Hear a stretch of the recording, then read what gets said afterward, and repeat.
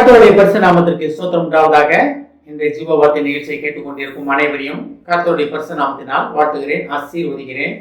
இன்றைய தின தியானத்திற்கு தேவன் கொடுத்த வேத பகுதி, அதை நீதிமொழிகள் அதில் 16ஆம் அதிகாரம் அதில் 7ஆம் வசனம். நீதிமொழிகள் 16:7. ஒருவனுடைய வழிகள் கர்த்தருக்கு பிரியமாயிருந்தால் அவனுடைய சத்துருக்களும் அவனுடைய சமாதானமாகும்படி செய்வார். இன்றைய தினம் இதை கேட்டுக்கொண்டு தேவ பிள்ளைகளே, உங்களுடைய சத்துருக்களும் உங்களுடன் சமாதானமாகும்படி செய்வேன் என்று தேவன் ஒரு வாக்கு கொடுக்கிறார். எப்படி பாருங்க, நம்மளுடைய சத்துருக்கள், நேற்றைய தினம் பார்த்தோம் சத்துருக்கள்னா என்னன்னு பார்த்தோம். அந்த சத்துருக்களும் நம்மளுடைய சமாதானமாக போயிடுவாங்களா? இது உலகத்தின் அதிபதியை பற்றி சொல்லவில்லை. நான் நேற்றைய தினம் உலகத்தின் அதிபதியை பற்றி பேசணும். ஆனால் இன்றைய தினம் சத்துருக்கள் நமக்கு நல்லாவே தெரியும். நம்ம கூட இருந்து எத்தனையோ பேர் நம்மளை வந்து காலவாரி விட்டுருப்பாங்க, எத்தனையோ இடத்துல ஏமாந்துருப்போம். நல்லவே நினச்சி நம்ம கூட போயிருப்போம், நமக்காக இருக்கவங்கன்னு போயிருப்போம். ஆனால் கடைசியில் தான் தெரியும், எல்லா சகலமும் நம்ம கையை விட்டு போனதுக்கப்புறம் தான் தெரியும், இல்லை அவங்க அப்படி ஆள் கிடையாது அப்படின்னு. ஆனால் தான் தேவன் சொல்கிறாரு, உங்களுடைய சத்துருக்களும் உங்களுடன் சமாதானமாகும்படி செய்வேன் அப்படின்றாரு. அது எப்போ நடக்கும்? இதெல்லாம் எப்போ நடக்கும்னா, ஒருவனுடைய வழிகள் கர்த்தருக்கு பிரியமாக இருந்தால். அப்போ நம்ம வழிகள் கர்த்தருக்கு பிரியமாக இருக்கிறதா? நம்ம நடைகள் கர்த்தருக்கு பிரியமாக இருக்கிறதா? அது எப்படி நம்ம தெரிந்து கொள்வது? நடக்கும் பாதை கர்த்தருக்கு பிரியமானதா இல்லை தேவனுக்கு பிரியமில்லாததா அப்படின்னு நம்ம எப்படி தெரிந்து கொள்வது?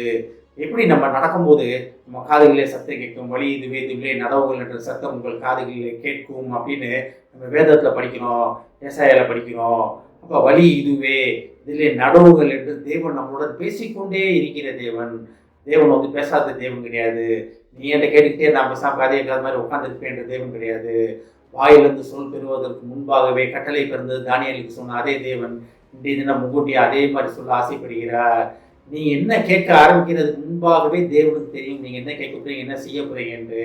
அதனால்தான் தீர்க்க தரிசனமாக ஏசாயால சொல்றாரு, வழி இதுவே இதிலே நடவுகள் என்ற சத்தம் உங்கள் காதுகளை கேட்கும், பின்னால கேட்கும் அப்படின்னு நம்ம படிக்கிறோம். நம்ம அப்ப தேவன் நம்மளை எச்சரித்து கொண்டே இருக்கிறார்.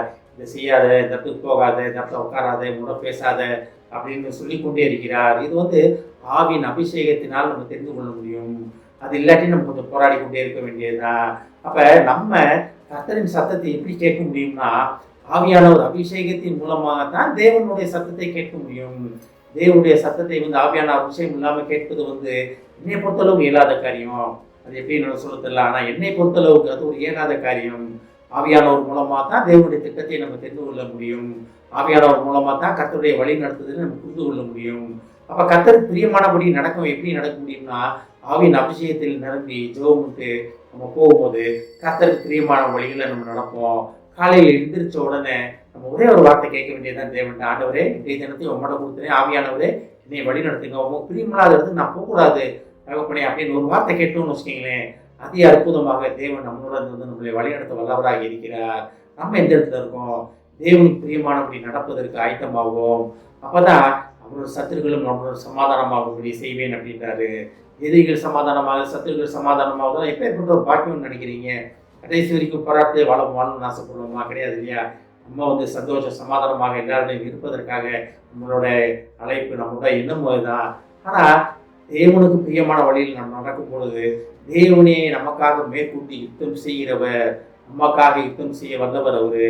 அதே நம்ம ஏற்கனவே பார்த்து கொண்டிருக்கிறோம். அப்ப நம்மளுடைய வழிகள் கர்த்தருக்கு பிரியமாக இருக்கிறதா என்பதை சோதித்தறிந்து கர்த்தர் நமக்கு வைத்திருக்கும் பாதையிலே நடப்பதற்கு ஆயத்தமாகும்.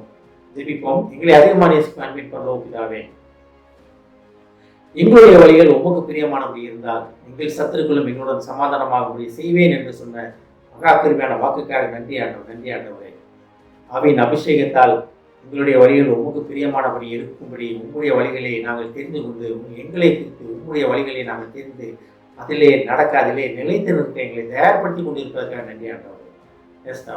இதை கேட்டுக்கொண்டு ஒவ்வொருவரையும் ஆசீர்வதிக்கிறோம் அப்பா. ஒவ்வொரு குடும்பத்தையும் ஆசீர்வதிக்கிறோம் ஆண்டவரே. குடும்பத்தில் உள்ள ஒவ்வொருவரும் தகப்பனே தங்கள் வழிகளை, தங்கள் எண்ணங்களை உம்மிடத்தில் ஒப்படைத்து விட்டு தகப்பனே அவர்களை குறித்து நீர் என்ன திட்டங்கள் வைத்திருக்கிறீர், என்ன எண்ணங்களை வைத்திருக்கிறீர், என்ன வழிகள் வைத்திருக்கிறீர் என்பதை கேட்டு பெற்றுக்கொண்டு அந்த நிலையிலே நிலைத்து நிற்க அவர்கள் உதவி செய்வாங்க. ஒரு வாலிப பிள்ளைகளும் உமக்கு தெரியுமாப்பா, அந்த வாலிப பருவத்தில் அவர்கள் உண்மை சார்ந்து கொண்டு உம்முடைய வழிகளே நடந்து அவர்கள் செய்யும் கொள்ளும் வாழ்க்கையை வாழ உதவி செய்வாங்க. வாலிப பருவத்தின் பலவீனங்களுக்கு அவர்கள் நீங்களாக்கி பாதுகாத்துக் கொள்ளும். இயேசுவின் மூலமாக கேட்கிறேன் நல்ல பிதாவே, ஆமென். கர்த்தர் உங்களை ஆசீர்வதிப்பாராக.